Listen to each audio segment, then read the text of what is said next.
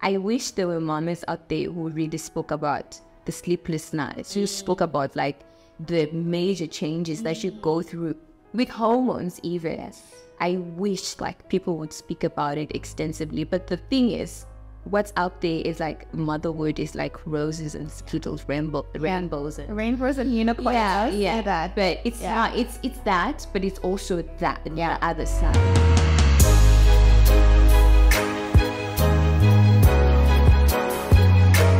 Hey mama, welcome back to the Whole Mama Show.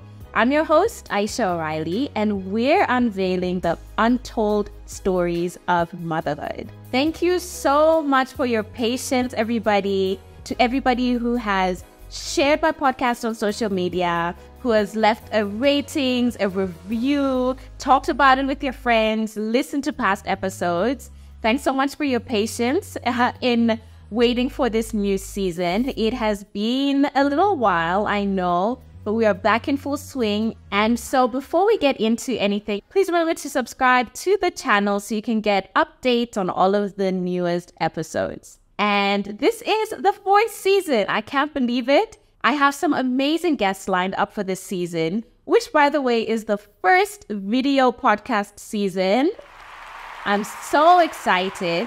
So a lot of us know that becoming a mother, especially for the first time, is a very transformative event. So much of your past life you have to say goodbye to. So much of who you were is completely different. This is an episode that a lot of us will be able to relate to.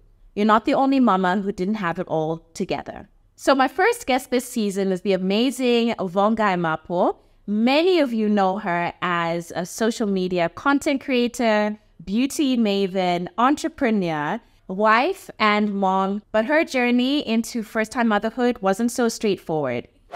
So if you're a mama or auntie of a toddler, you need to hear about this toy that's been a staple in my children's toy baskets. I love that Lego Duplo keeps my kids busy and helps them develop key emotional skills. The Lego Duplo brick is double the size of a standard Lego brick, making it safe for toddlers from age 1.5 upwards to play with. The bigger bricks are easier for toddlers to build as they need less precision and coordination.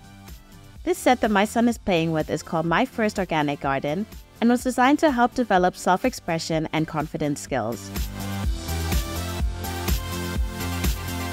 Check out my other episodes for more essential skills that Lego Duplo helps to build. You can get your toddler their Lego Duplo set from toy retailers and any Lego certified store. With Lego Duplo, your child can explore their emotions in a fun and engaging way. Enjoy the episode. Vongai, thanks so much for joining me on the Whole Mama Couch. Yeah, thank you for having me. Yeah, I'm excited about our conversation. Me too. Can we first start with who you are, what do you do, and who calls you mama? So my name is Vongai Mapho, Mamingi Reverse. It's a long one, but I am a content creator, full-time content creator. I own a business. I'm a mom. I own businesses, but the white businesses that people know, is Stream Apparel, and I'm a mom, and I'm a wife. I'm a sister. I'm a friend. Yeah. And mommy too? Aiden Murphy. Ah, he's so cute. He's so cute. How old is he now? One. Has he turned 1 already? Yes, he is. Oh. Yeah, he's turned 1. Why did I think that Amaya was a little bit old? Yeah, I think you did say that one time we met at the Mr. Prize event, and I said, it's because obviously when he was born, I didn't. Me too. I didn't say anything. I just kept quiet, and I was just in the moment. Yeah. So, Okay. He turned 1. Yeah. Okay. So we both have little 1-year-olds. Oh, so how was it? How was the sort of like journey to becoming a mom to Aiden? It was amazing. I want to say that I really had an amazing pregnancy. Yeah. Aiden's pregnancy was quite easy. It got harder in my 3rd trimester, which is why I really despise, like, 3rd trimester. It's the worst. It's a lot. Yeah, it was the worst. But prior to me getting pregnant, we obviously had our struggles as well. We lost a baby before, and then the journey that led to being pregnant was quite an anxious one. Because obviously, apart from having have dealt with my grief, I was also still like really going through it. And you're always going to have to carry like that fear, you know, like I've lost a baby before. And as much as I had this assurance, I was given this assurance that you're going to be okay. It was an anxious one, not just for me, but for my husband as well. God gave me a really amazing pregnancy. I guess maybe it was to make up for everything that we went through, but it wasn't easy mentally. Yeah. Did you feel like you were anxious throughout the pregnancy? I was. List at any point? No, I was anxious right throughout the pregnancy. Yeah. Because, you know, what they say in the first trimester, that's like the most dangerous part of the pregnancy. Yeah. And it was hard because I never knew if I was going to get to that 3 months mark. And then when we eventually got through it, I started having these anxious feelings about losing the pregnancy, because the previous pregnancy, I lost it right in the second trimester. Okay. So I carried those emotions. Yeah. And then I had a bleeding scare, which is nothing really. And when I got to the third trimester, it's like, oh my God, I'm almost there, but am I going to make it? And then I started having like bad dreams about labor and stuff, and all the stuff that you're reading online. Yeah. It didn't make it any easier. So I was anxious right through from the start to the end. Yeah. When you did finally have Aiden, how was that? Can you take us through that just a little bit, like a mini version of your birth story? Funny enough, like I had a really nice pregnancy. Birth, but I got sick, and to be honest, Aisha, I quite don't remember. Is it? I don't really remember everything that happened when I was giving birth. And also, I remember my husband was saying to me, I was refusing the baby. Okay. I was saying, I didn't give birth. Like, after you gave birth? I think it could have been the medication. Yeah. I was heavily sedated. Yeah. I got sick and stuff. Yeah. But that moment, me giving birth, and I don't quite remember. I think the only thing that's helping me jog that memory is the videos that my sister took in my husband. And like the medical personnel was helping me with. Yeah. But apart from that moment, I don't remember. Did you have a Caesar? Yeah, I had a C-section, yeah. So were you under? Because for me, I wasn't completely under with my Caesar, because I was still awake.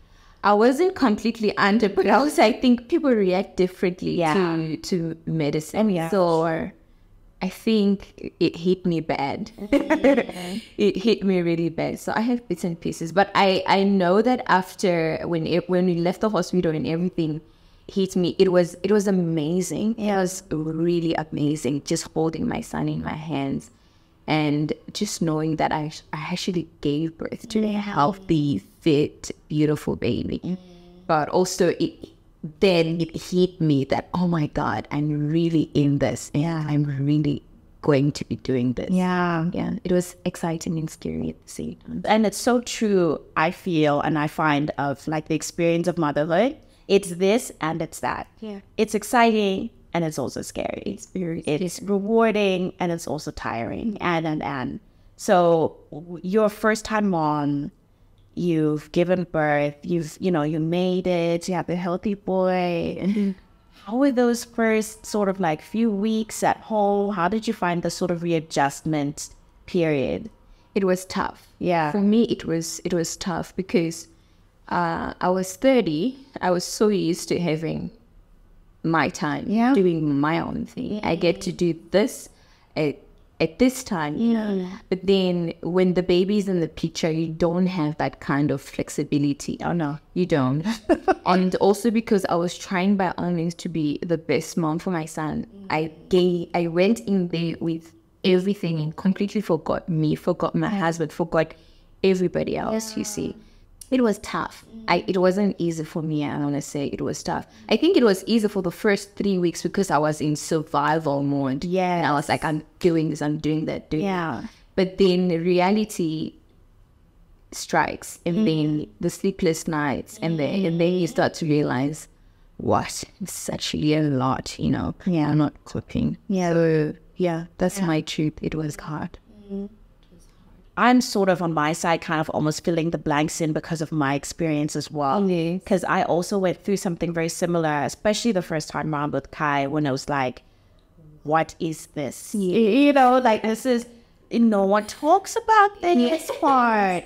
You know, you have the birth, and the birth is always being kind of romanticized and things. And, you know, you go home to be with your baby and your husband. It's like this almost baby moon kind of. And for me, I was like, I literally felt like I was hit by a train. Yes. Like physically, and then emotionally, I just found myself being very irritable and very angry. So like when you're saying it was tough on you, what was that for you? What kind of emotions, or like, what was your headspace like? It was, I think I can relate to everything that you're saying. I was angry. I was resentful. I was tired. And also because I'm someone that really survives on a routine, survives on good sleep, survives on like doing things orderly.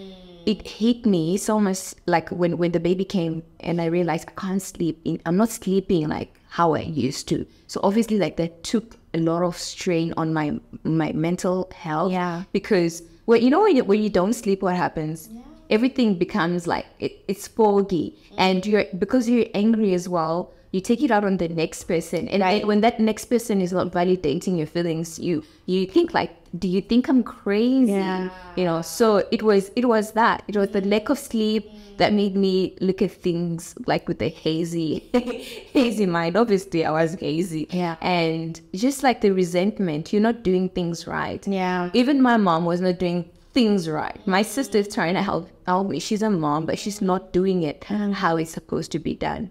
So yeah, it was all of that. It was everything. And because I had to also stop work, I enjoy working. I enjoy creating.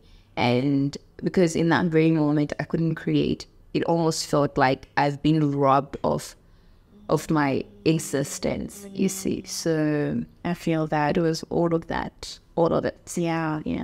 Did you kind of have a bit of an expectation versus reality kind of moment? I did. Yeah. I feel like what I've read online, or maybe what I read, wasn't the true reality of things. I wish there were mamas out there who really spoke about the sleepless nights, who spoke about like the major changes that you go through with hormones even. Yes. I wish like people would speak about it extensively. But the thing is, what's out there is like motherhood is like roses and skittles, rainbows and unicorns. Yeah. That. But it's not. It's that, but it's also that the other side. Yeah. So I wish there was more information out there that's like raw, that's real. But then again, if you do share that side of motherhood, people are judging. Yeah.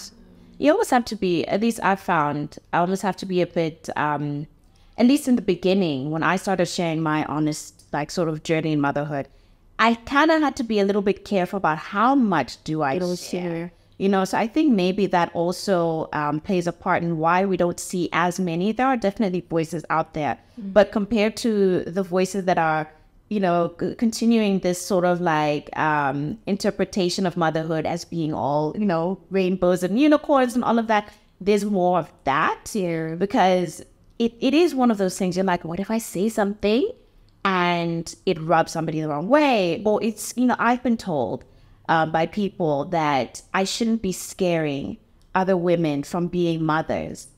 And for me, I'm like, no, but that's, first of all, it's not my intention.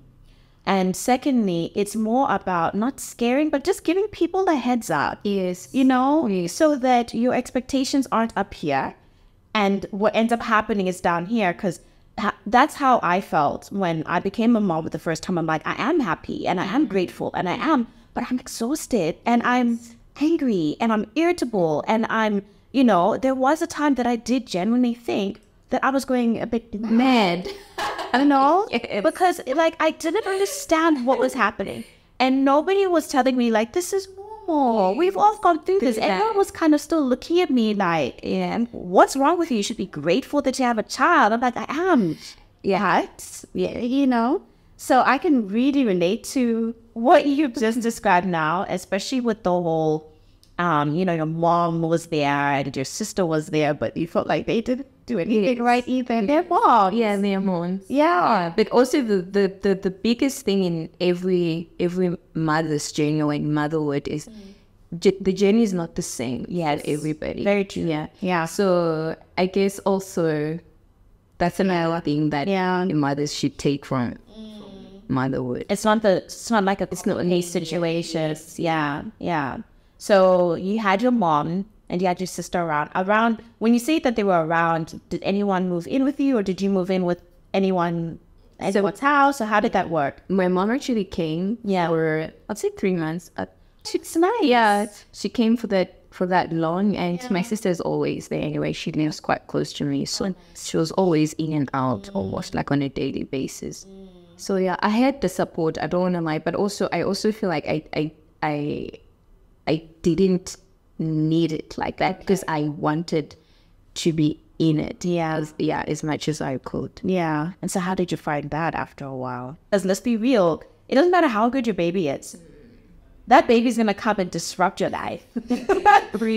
You know, they will. So how did you find that, and how did you sort of like move through being angry and resentful, and to sort of, if at all, have you come out the other side? Or? I have actually. I feel like I'm finding my balance. I think I've landed, I've landed on my feet now. I know what I'm actually really doing. My child is a little bit grown now, so and I'm also going to therapy. I think therapy really helped me. If it wasn't for therapy, I don't know what I could have done.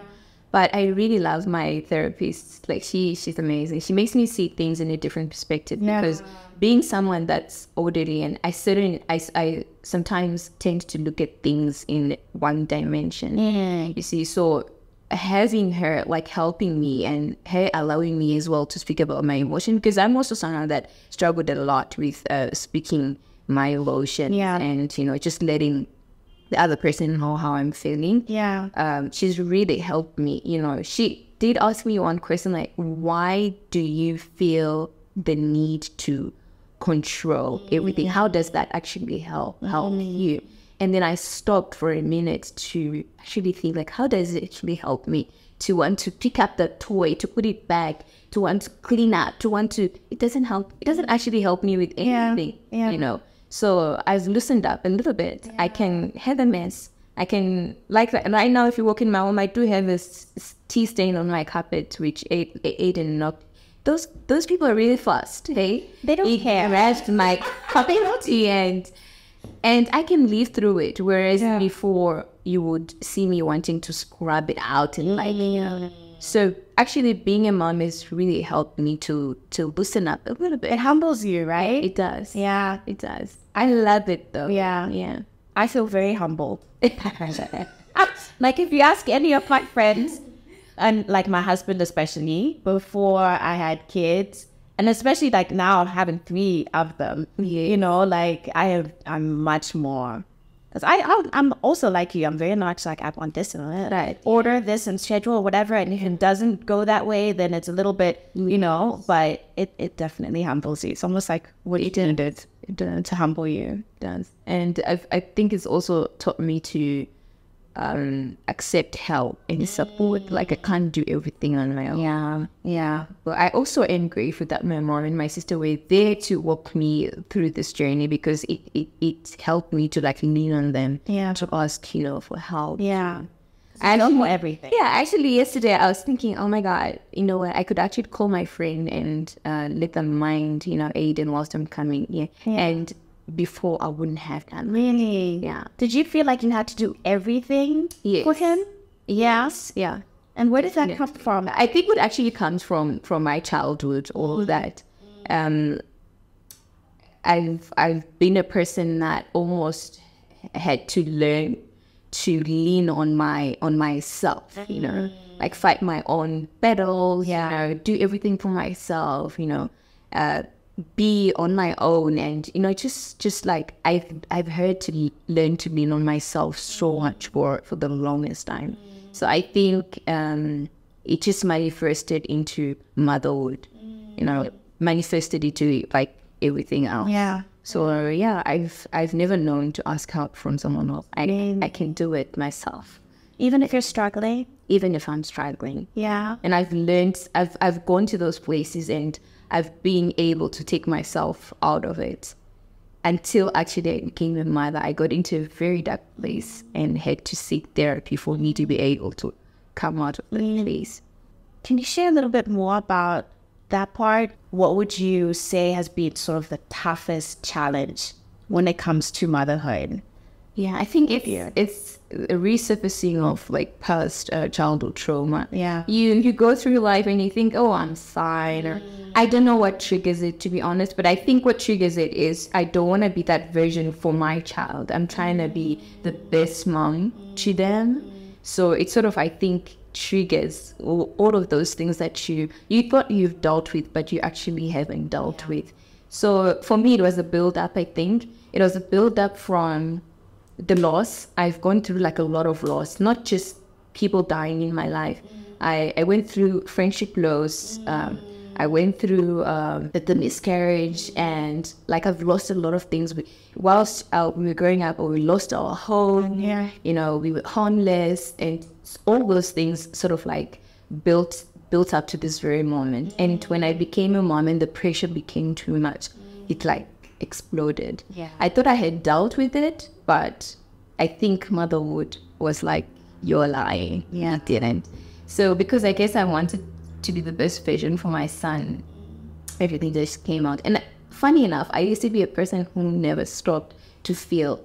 Like I was like, I'm not going to feel it. Yes. Doesn't deserve my time, because that's what I was taught as well in my childhood. Like I was taught to be strong, you know, and I was strong as well in my journey for everybody.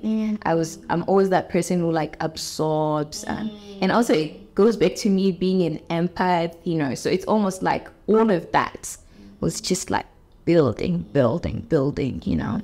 And then when I looked at my son as well, I got scared. I'm like, look, be honest with yourself. You're caring so much. Are you going to be the best version for your son whilst you are in this position? Yeah. So it just came out. And I feel so much now. Yeah. Yeah.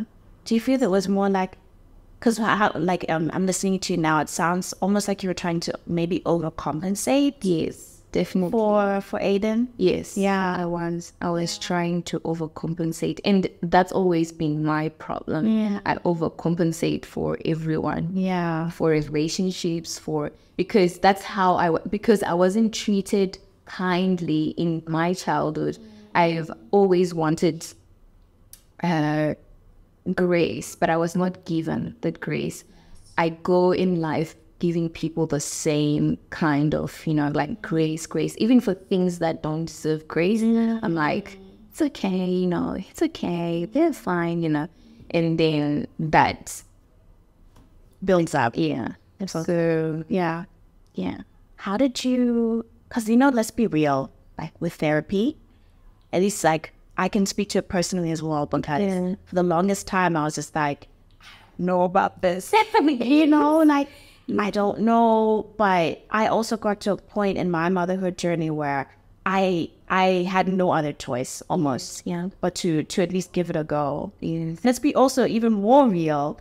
In the Black community in particular, Black African community, it is like, it's almost like it doesn't matter which country in Africa you're from. Therapy is like, who does that? Yes. It's still very new. Yeah. And it's still considered a very like white thing to do. Yes.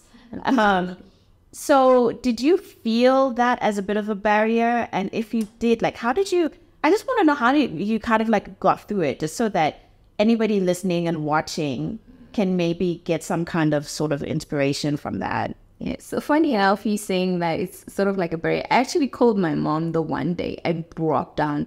I don't remember why I was crying actually, but I just felt like I was in a tight space. And I also do remember what I was starting to have, like during the early days, I was starting to have suicidal thoughts. But every time I felt bad, I was like, my son, that was the only thing I was thinking of. Yeah. And I called my mom that day crying. Like, I don't know why I was crying. I said, I'm tired. And then she was like, you're tired of what? You know, she didn't understand. And I said, Mom, I can't pick it. I don't know what it is, but I am tired. And my mom took it so lightly because I'm that person that's always like strong. So she took it so lightly. She didn't understand. I even dropped the call on her. And then I was like, who am I going to tell? My husband was at work. And I was just like, I don't want to like burden. Yeah. I don't want to tell my sister. My sister didn't even know I was going through this whole thing. Because I would be strong for my child. Right. I would be strong in front of everybody. And then I would go in the room and I would cry. And then I would come back. I would be fine. So lucky enough, I have a really good friend of mine. She's far, but she understands this whole journey. Like she understands how the mind can sometimes work. And she's like, friend, you need to go to therapy. That's what she said to me. And then I was like, but in my head, I don't need therapy. I'm strong. I've always been able to get through this, you know. What's my mom going to think? What's my sister going to think? Who's the, like, you know, this whole image that I had, because, you know, people are quite resistant to therapy. They don't understand it. Yes. But I think I appreciate her at that moment because she's the only person who understood me. And she's actually the person that pushed me. If it wasn't for her, I wouldn't have gone for therapy. I wouldn't have gone. Maybe I would have suffered, harbored it again, like, and then just move on. Yeah. So I'm grateful for her. Yeah, I'm grateful for her. I do have those people that don't understand what therapy is all about around me, but I'm quite grateful for her that in that moment she led me on the right path. Yeah, and also really grateful for my husband because when I said I'm going to therapy, he was like 100%. Yeah, let's book someone. Yeah, going. Yeah, and that's so important. You know, to have at least one person, I find, who isn't going to sort of like, look at you a bit sort of like, really? Yeah. You know, look at you a bit kind of, who does that? And, you know, it's a really like, because therapy is amazing. I love my therapist as well. He's brought a really important, he's just very valuable in my life.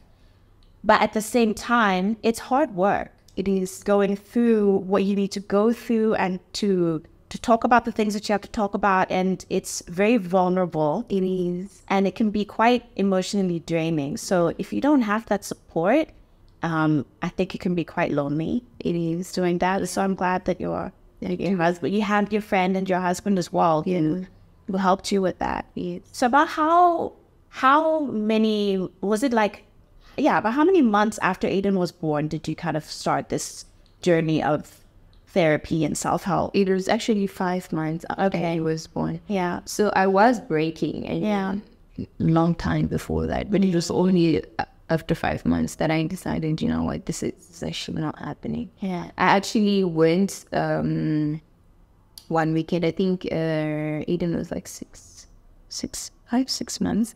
And I had to drop him off we drove to Durban. And I was just like, Mom, take him. I just need to go find myself. And I just went. And I'm so glad that I did that. And that's when I also started like my therapy sessions. And I'm so glad I did that because it really helped me a lot. Are you still going to therapy? I'm still going to therapy, 100%. Yeah, still going to therapy, and I just love it there. Yeah, I love that. Also, she's a stranger. You know, her opinion is not biased. You know? Yeah, I just love that. Yeah. I think that's something that a lot of, at least I found, you know, when I've spoken to some of my friends who don't go to therapy, who've never gone to therapy, they're like, isn't it weird? Isn't it weird when you're talking to someone who you don't know? And now that you said that, I'm like, actually, that is quite nice. Yeah. Because they don't know. They know my history a certain way, but they don't know all of that. Yes. And so they're listening to me in that moment. They're listening to my issues in that moment. It's not like, oh, yeah, but remember, you know, like, and like you said, it's very unbiased. Very unbiased. Yeah, it's refreshing. Very. Yeah. Do you think it's something that you'll continue doing? I am continuing with it because also apart from motherhood and stuff, we've gotten to speak about many other things, you know, things that are actually happening in my life. I can tell her about little things that happen and she can sometimes make me see light, you know. Yeah. So yeah, I am going to always do it. Yeah. Yeah, I love therapy as well. I do. If I could have like a session all day, I will always, but I have my therapist on, you know, standby and every once in a while, because I had, you know, postpartum, it's not about me, but I had postpartum depression. Yes. I was diagnosed with that after I had Kai. And that's when I first started going to therapy.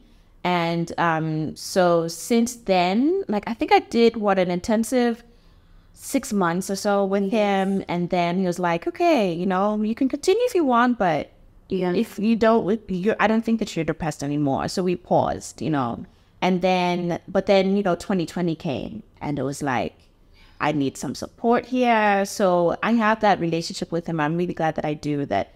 In case life gets a little bit too much, I can just message him and then we book a session, you know. So it's much more like ad hoc.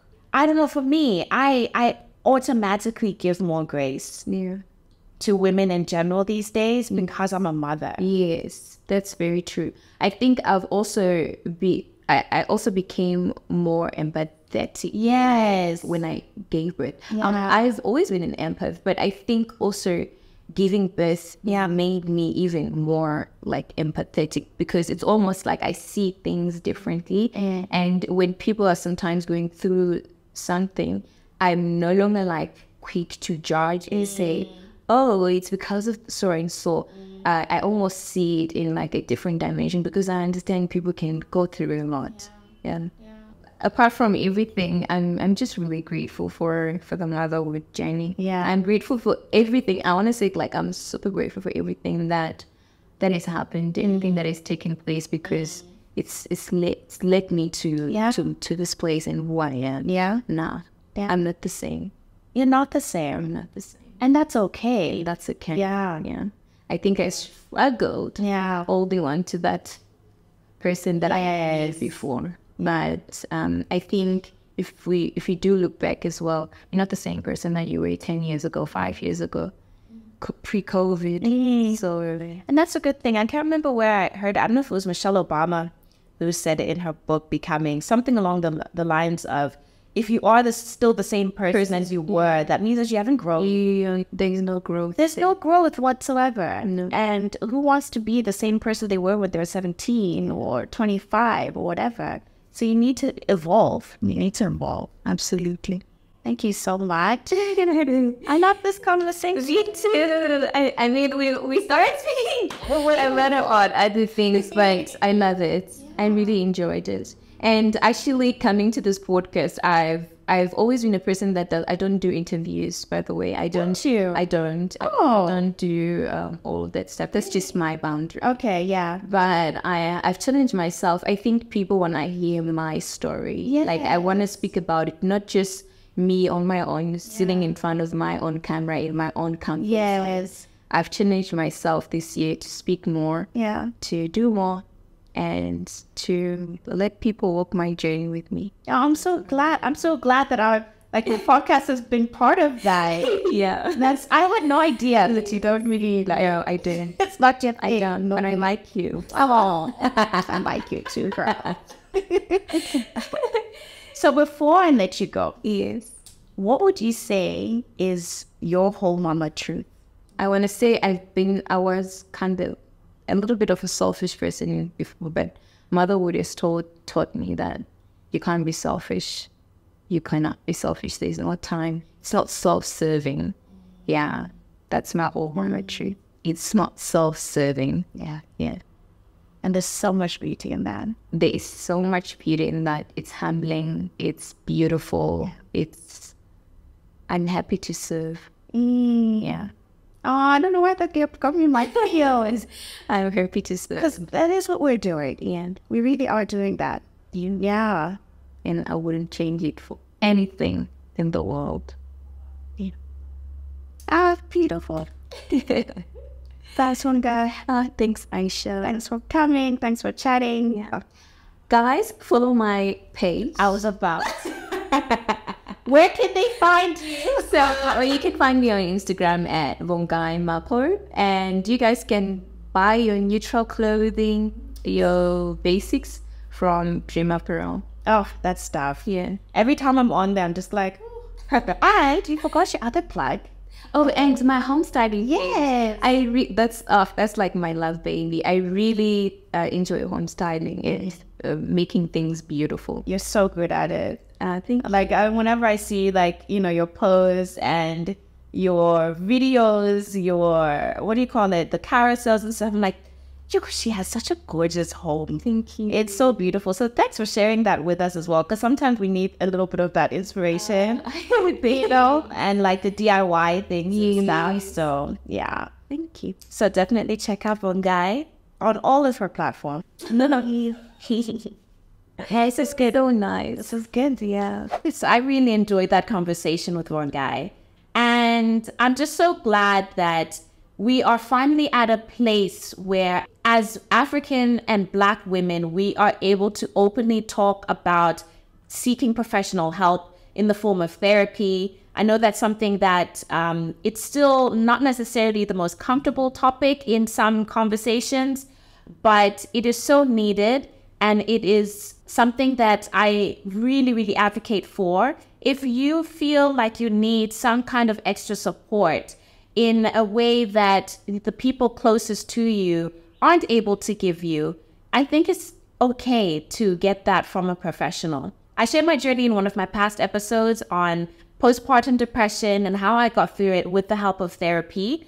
So let me know what your thoughts are. What are your key takeouts from our conversation? Thanks so much for watching. Thank you for tuning in. If this episode left you feeling encouraged or inspired in any way, I'd love to hear from you. I'd love for you to join my Mama Village and subscribe to my channel. Share this with a mama in your life, tagging me at Aisha and Life on all platforms. All of this helps these stories reach more women. I'm Aisha O'Reilly, and I hope this episode has left you feeling a little bit more whole, mama.